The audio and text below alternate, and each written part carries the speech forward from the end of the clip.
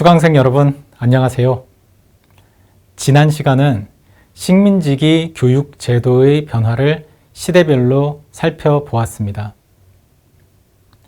이번 시간은 해방 이후 한국 교육 제도의 변화를 살펴보겠습니다.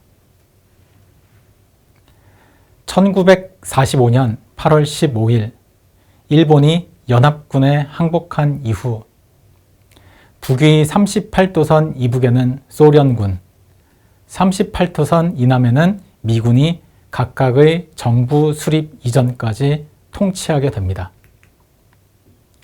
이후 미군정 지역에는 1948년 대한민국, 즉 남한 정부가 수립되고 소련군 통치 지역에는 북한, 즉 조선민주주의 인민공화국이 수립됩니다.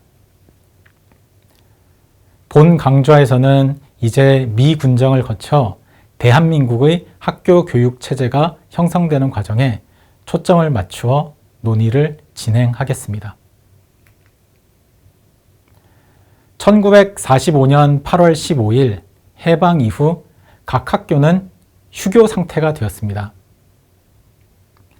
1945년 9월 출범한 미 군정청은 우선 각급 학교의 문을 다시 엽니다. 그리고 교육제도를 정비하기 위하여 조선교육심의회를 11월에 만들었습니다. 조선교육심의회는 미국식 단선형 학제를 제안하였고 논의를 거쳐서 유치원, 초등학교, 중학교, 대학으로 이어지는 학제가 1946년 9월 1일부터 실시됩니다. 이 학제에 따르면 우선 취학 전 교육기관으로 유치원이 설치되고 4세 및 5세 아동을 대상으로 교육이 이루어집니다. 그 뒤 초등교육은 국민학교에서 계속 맡으며 6세부터 11세까지의 아동을 대상으로 6년간 진행됩니다. 중등교육은 6년제인데 12세부터 14세까지의 초급 중학교와 15세부터 17세까지의 고급 중학교로 나누어졌습니다. 실업교육을 담당하는 초급 실업 중학교와 고급 실업 중학교도 설치되었습니다. 초등교원 양성기관은 사범학교도 식민지기와 마찬가지로 중등교육기관으로 운영되었고 15세부터 17세까지의 3년제 학교로 운영되었습니다. 중등교육을 마치면 18세부터 21세까지 4년제 대학에서 고등교육을 이수할 수 있었습니다. 대학원과 대학에 준하는 각종 학교를 설치할 근거도 마련이 되었습니다. 하지만 실제 교육제도의 운영을 둘러싼 여러 논란이 이후에 계속 벌어졌습니다. 쟁점 중 한 가지는 당시 한국의 현실이 3년의 초급 중학교와 이후 3년의 고급 중학교로 이어지는 6년간의 중등교육을 운영하기에 적절한지 여부였습니다.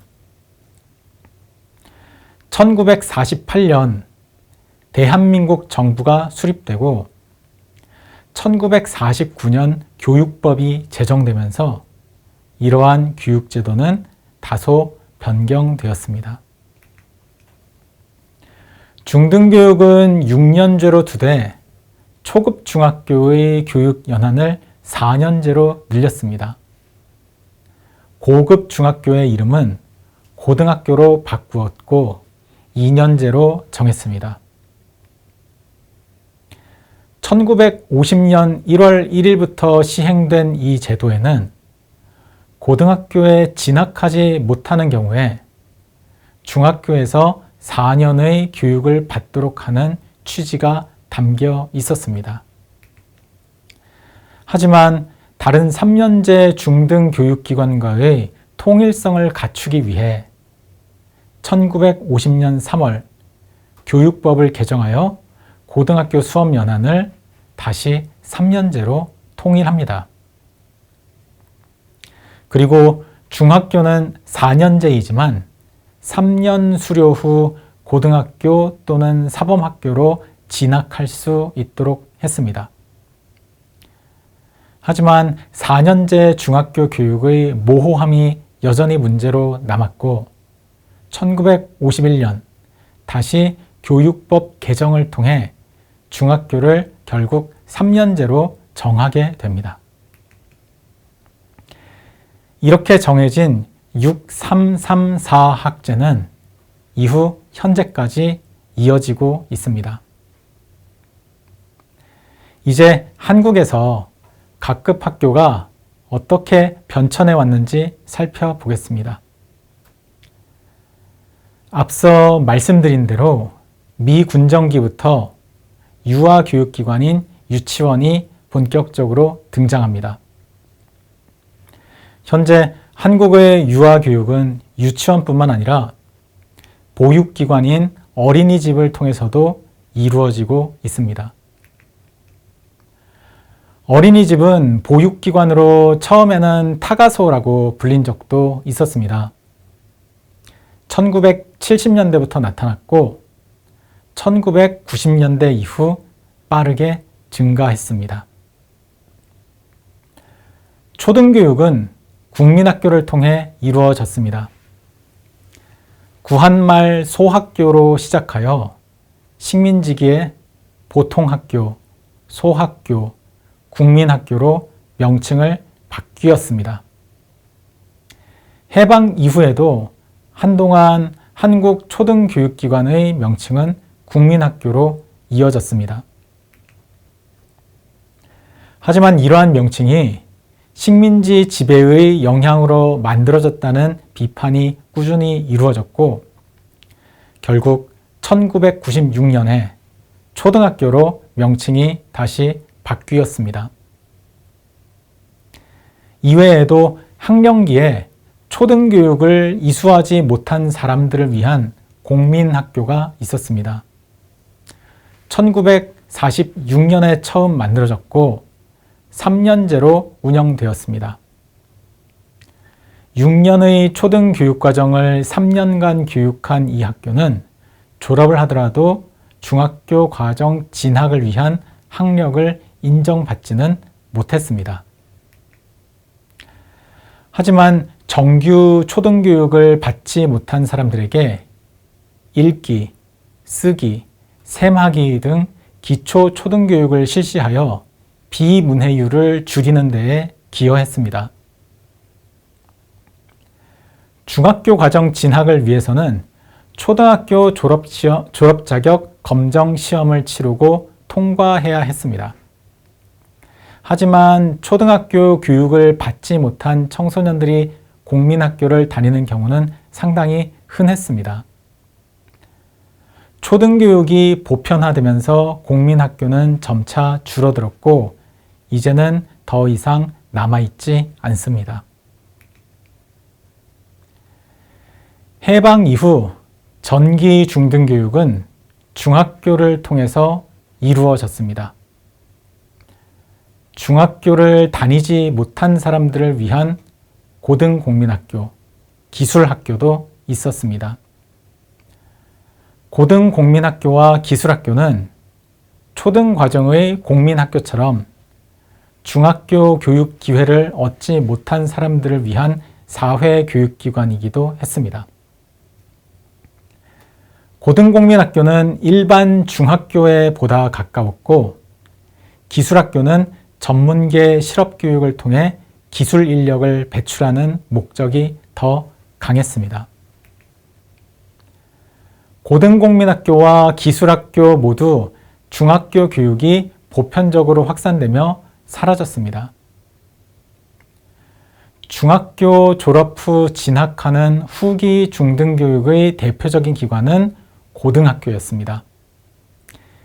이외에도 초등교원 양성을 위한 사범학교가 중등과정으로 운영되다가 1962년부터 2년제 대학으로 개편되며 고등교육기관으로 바뀌었습니다. 기술 실업 교육기관인 고등기술학교도 있었습니다. 고등기술학교는 고등학교에 진학하지 못한 사람들을 위한 학교였습니다. 고등학교 교육의 확산 과정에서 고등기술학교는 실업계 고등학교로 전환되거나 사라졌습니다. 고등학교 과정과 이후에 초급 대학 과정이 통합된 실업고등 전문학교도 있었습니다. 실업고등 전문학교는 나중에 전문대학으로 재편됩니다.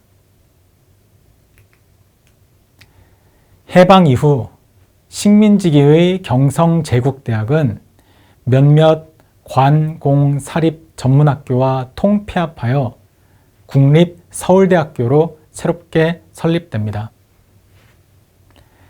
식민지기 전문학교들도 해방 이후 4년제 대학으로 승격되었습니다. 1950년 개정 교육법에서는 초급 대학 제도를 도입하여 전문 교육을 위한 2년제 고등교육이 본격적으로 시작됩니다. 초급 대학은 이후 1997년에 전문대학으로 이름이 바뀝니다. 1962년부터 2년제 고등교육기관이 되었던 교육대학은 1981년부터 순차적으로 4년제 교육대학교로 승격되었습니다. 한편 평생교육의 일환으로 고등교육 기회를 제공하는 제도도 있었습니다. 1982년 개방대학으로 처음 설치된 이러한 학교들은 1998년부터 산업대학으로 이름이 바뀌었습니다. 산업대학들은 이제 대부분 일반 대학교로 전환되었습니다. 지금까지 해방 이후 6334 학제에 기반한 대한민국의 현재 교육제도가 형성된 과정에 대해 살펴봤습니다. 그리고 초등, 중등, 고등의 각급 교육을 담당하는 학교들의 변천을 보았습니다. 다음 시간에는 초중등 과정의 무상 의무 교육이 도입되어 실현된 과정에 대해 살펴보겠습니다. 감사합니다.